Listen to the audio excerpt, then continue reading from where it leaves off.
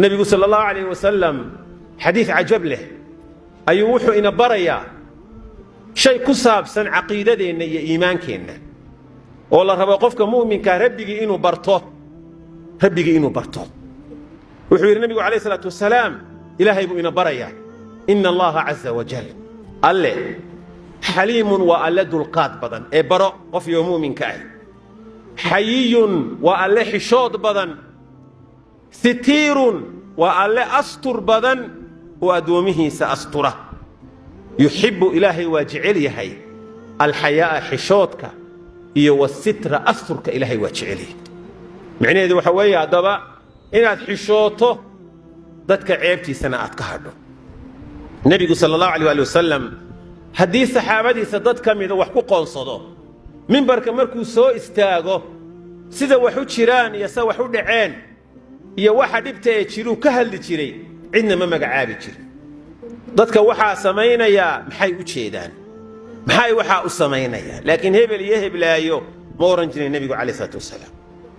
Abdullah ibn Umar baan u yimi maalin sida xadiiska Bukhari ku sugan markaas uu Abdullah wada saxaabada nabiga kamida kaleey salaatu wasalaam shaqay ugu dhawaa su'aal baan ku weydiinaya rasuulka ma maqashay bal sida aad u maqashay ii sheeg isagoo ka waramaya kulanka adoonkiisa mu'minka ah aakhiro banaanka marka la isugu yimaado xabaasha dadka laga soo qufo ee banaanka la soo taago ee nafta lagu soo celiyo ee ilaahay xisaabinayo qaabka qofka mu'minka ah ilaahay ula faqo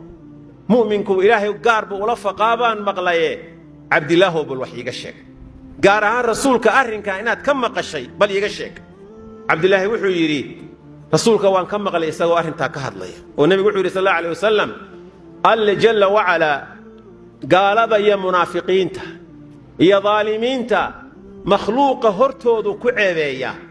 وحي أي قالين خلدها أيام مدمر لوغو حسابية مركاسا إلهي انتون نعضله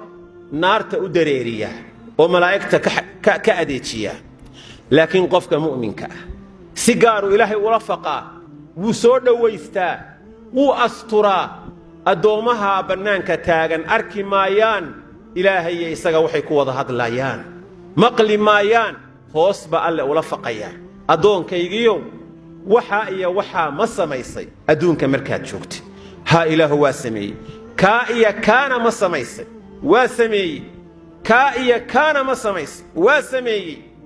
مركو قرطو أو سيدادو والله واكوكو أذكتي أرنتو إلهي إساق عدنا وما دحيصو لبدو ذا وضهد ليا بإلهي وحكورنا يا أدون كيغيو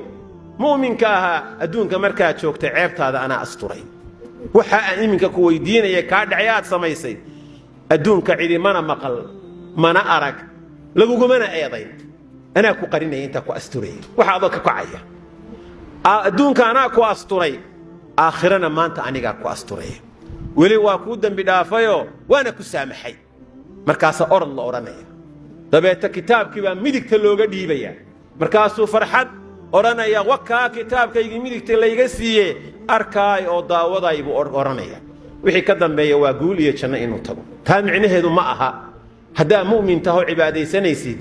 wax kasta oo xumaana samayso ilaahay baa rasuulku yiri mu'minka waa asturaaye aakhira lagu asturi doona ma aha arintu isilaali inta adduunka joogtid